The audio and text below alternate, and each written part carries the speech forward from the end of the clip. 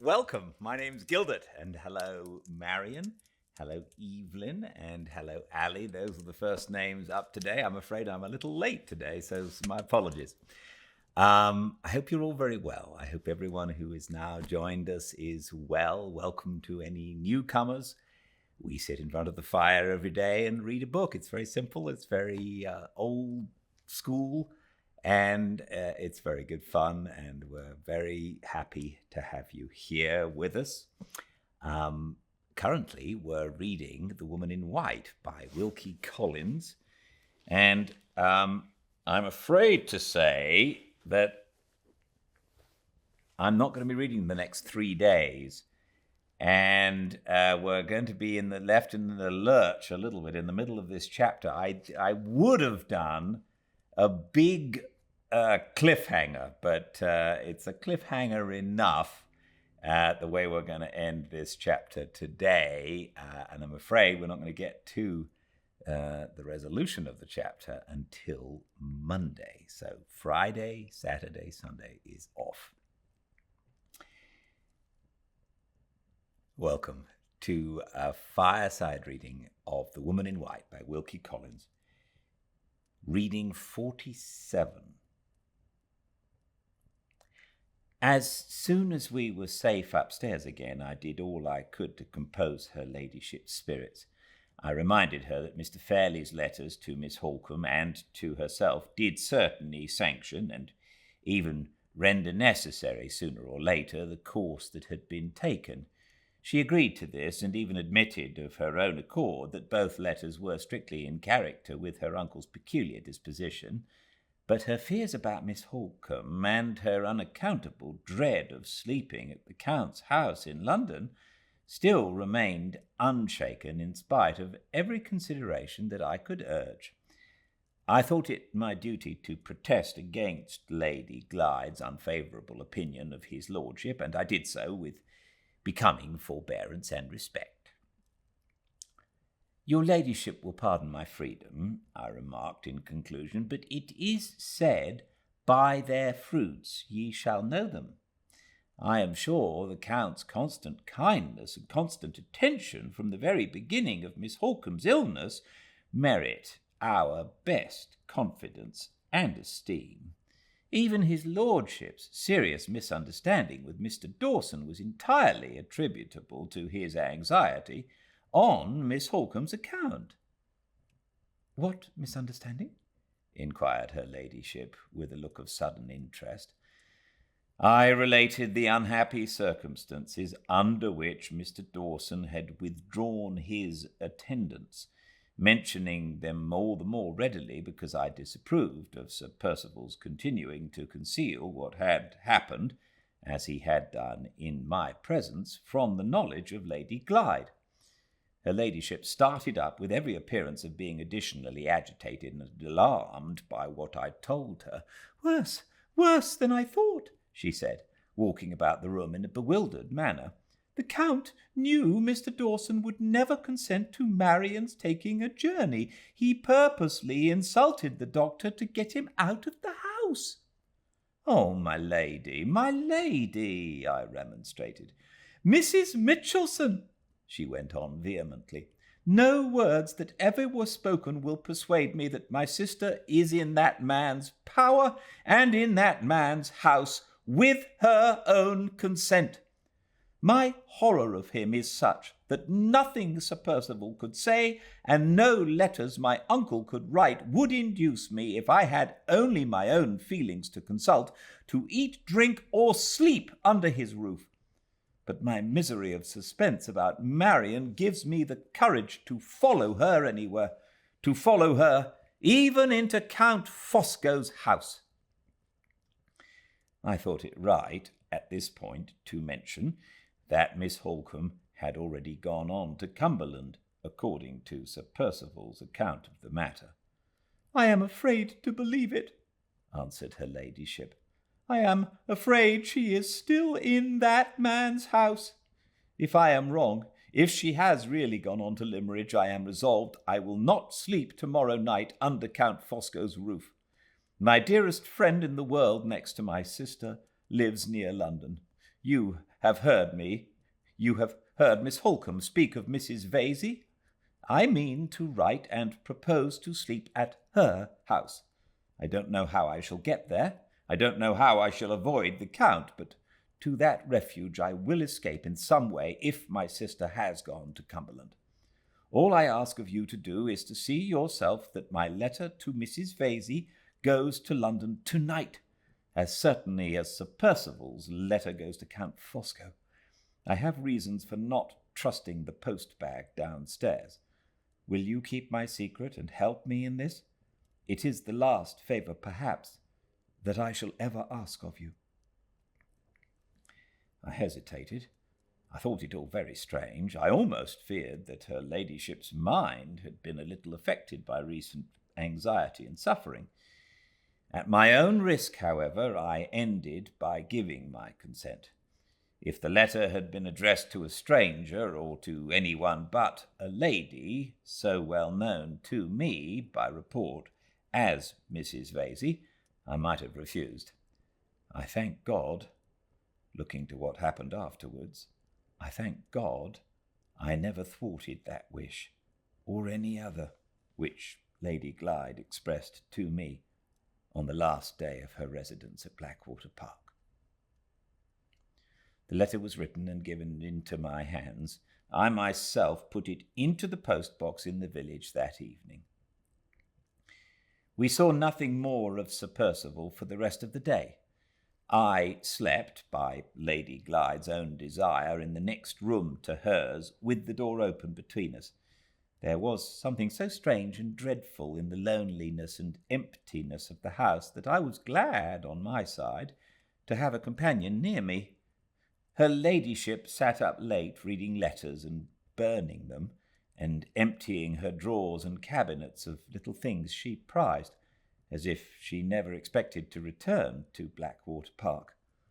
Her sleep was sadly disturbed when she at last went to bed. She cried out in it several times, once so loud that she woke herself. Whatever her dreams were, she did not think fit to communicate them to me. Perhaps in my situation I had no right to expect that she should do so. It matters little now. I was sorry for her. I was indeed heartily sorry for her, all the same. The next day was fine and sunny. Sir Percival came up after breakfast to tell us that the chaise would be at the door at 11:45, the train to London stopping at our station at 20 minutes after. He informed Lady Glyde that he was obliged to go out, but added that he hoped to be back before she left. If any unforeseen accident delayed him, I was to accompany her to the station and to take special care that she was in time for the train. Sir Percival communicated these directions very hastily, walking here and there about the room all the time. Her ladyship looked attentively after him wherever he went. He never once looked at her in return. She only spoke when he had done, and then she stopped him as he approached the door by holding out her hand. "I shall see you no more," she said, in a very marked manner. "This is our parting. Our parting. It may be forever. Will you try to forgive me, Percival, as heartily as I forgive you?" His face turned of an awful whiteness all over, and great beads of perspiration broke out on his bald forehead. "I shall come back," he said, and made for the door as hastily as if his wife's farewell words had frightened him out of the room. I had never liked Sir Percival, but the manner in which he left Lady Glyde made me feel ashamed of having eaten his bread and lived in his service. I thought of saying a few comforting and Christian words to the poor lady, but there was something in her face as she looked after her husband when the door closed on him that made me alter my mind and keep silence. At the time named, the chaise drew up at the gates. Her ladyship was right. Sir Percival never came back. I waited for him till the last moment, and waited in vain. No positive responsibility lay on my shoulders, and yet I did not feel easy in my mind. "It is of your own free will," I said, as the chaise drove through the lodge gates, "that your ladyship goes to London?" "I will go anywhere," she answered, "to end the dreadful suspense that I am suffering at this moment." She made me feel anxious, almost, and as uncertain about Miss Holcombe as she felt herself. I presumed to ask her to write me a line if all went well in London. She answered, "Most willingly, Mrs. Mitchelson." "We all have our crosses to bear, my lady," I said, seeing her silent and thoughtful after she had promised to write. She made no reply. She seemed to be too much wrapped up in her own thoughts to attend to me. "I fear your ladyship rested badly last night," I remarked after waiting a while. "Yes," she said, "I was terribly disturbed by dreams." "Indeed, my lady?" I thought she was going to tell me her dreams, but no. When she spoke next, it was only to ask a question. "You posted the letter to Mrs. Vesey with your own hands?" "Yes, my lady." "Did Sir Percival say yesterday that Count Fosco was to meet me at the terminus in London?" "He did, my lady." She sighed heavily when I answered that last question, and said no more. We arrived at the station with hardly 2 minutes to spare. The gardener who'd driven us managed about the luggage, while I took the ticket. The whistle of the train was sounding when I joined her ladyship on the platform. She looked very strangely, and pressed her hand over her heart, as if some sudden pain or fright had overcome her at that moment. "I wish you were going with me," she said, catching eagerly at my arm when I gave her the ticket. If there had been time, I had felt the day before, as I felt then, I would have made my arrangements to accompany her, even though the doing so had obliged me to give Sir Percival warning on the spot. As it was, her wishes, expressed at the last moment only, were expressed too late for me to comply with them. She seemed to understand this herself before I could explain it, and did not repeat her desire to have me for a travelling companion. The train drew up at the platform. She gave the gardener a present for his children, and took my hand in her simple, hearty manner before she got into the carriage.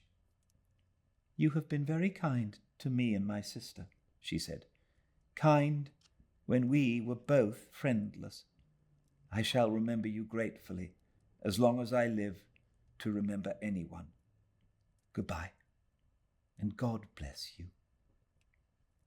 She spoke those words with a tone and a look which brought the tears into my eyes. She spoke them as if she were bidding me farewell forever. "Goodbye, my lady," I said, putting her into the carriage and trying to cheer her. "Goodbye, for the present only. Goodbye with my best and kindest wishes for happier times." She shook her head and shuddered as she settled herself in the carriage. The guard closed the door. "Do you believe in dreams?" she whispered to me at the window. "My dreams last night were dreams I have never had before. The terror of them is hanging over me still." The whistle sounded before I could answer, and the train moved. Her pale, quiet face looked at me for the last time, looked sorrowfully and solemnly from the window. She waved her hand, and I saw her no more. Towards 5 o'clock on the afternoon of that same day, having a little time to myself in the midst of the household duties which now pressed upon me, I sat down alone in my own room to try and compose my mind, with the volume of my husband's sermons. For the first time in my life, I found my attention wandering over those pious and cheering words, concluding that Lady Glyde's departure must have disturbed me far more seriously than I had myself supposed. I put the book aside and went out to take a turn in the garden. Sir Percival had not yet returned, to my knowledge, so I could feel no hesitation about showing myself in the grounds. On turning the corner of the house and gaining a view of the garden, I was startled by seeing a stranger walking in it. The stranger was a woman. She was lounging along the path with her back to me and was gathering the flowers. As I approached, she heard me and turned round. My blood curdled in my veins. The strange woman in the garden was Mrs. Rubel.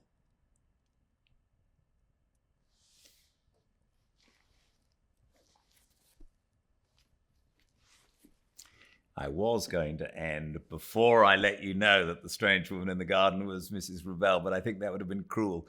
Mrs. Rubel is, of course, the nurse that Sir Percival said had gone with Marian to accompany her to London. Evidently, she didn't. Well, we'll find out more in 3 days. No reading Friday, Saturday, Sunday, but back again on Monday. And I hope that the strain of waiting isn't too much for you all. I hope you all have a lovely weekend, and until I see you again, everyone, stay very, very well. Good night.